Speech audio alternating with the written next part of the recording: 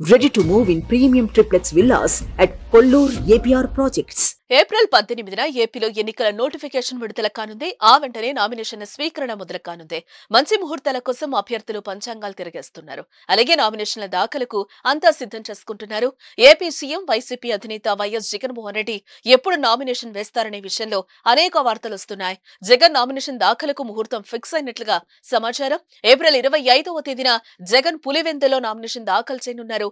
25వ తేదీన పులివెందుల నియోజకవర్గం వైసీపీ అభ్యర్థిగా సీఎం జగన్ నామినేషన్ దాఖలు చేయనున్నట్లుగా సమాచారం.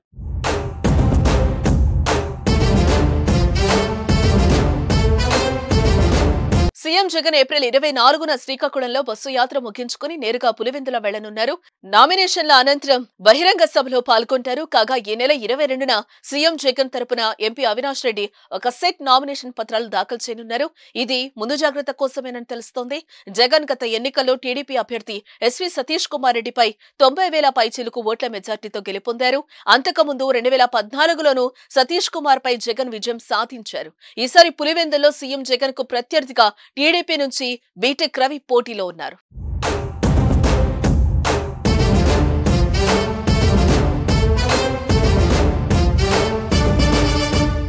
మరోవైపు పులివెందులో నామినేషన్ ప్రక్రియ పూర్తయిన తర్వాత జగన్ తిరిగి రాష్ట్ర వ్యాప్త ఎన్నికల ప్రచారం నిర్వహిస్తారు. పులివెందులో ప్రచారం బాధ్యతలను భార్య భారతీరెడ్డికి అప్పగిస్తారనే వార్తలు కూడా వస్తున్నాయి.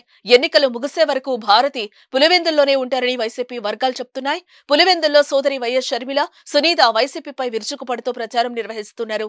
ఈ క్రమంలోనే వాటిని బలంగా తిప్పుకొట్టేందుకు భారతిని రంగంలోకి దించుతున్నారనే వార్తలు కూడా వస్తున్నాయి. మరోవైపు వైఎస్ జగన్ ప్రారంభించిన మేమంతా సిద్ధం బస్సు యాత్రలు మరో వారం రోజుల్లో ముగిసే అవకాశం కనిపిస్తోంది.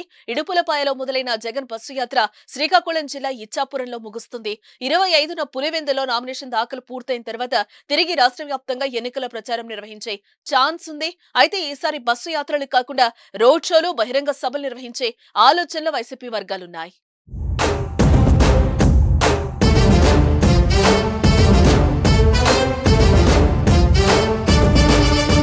సుమన్ టీవీలో మీ పర్సనల్ అండ్ బిజినెస్ ప్రమోషన్స్ కోసం కింది నెంబర్కి కాంటాక్ట్ చేయండి.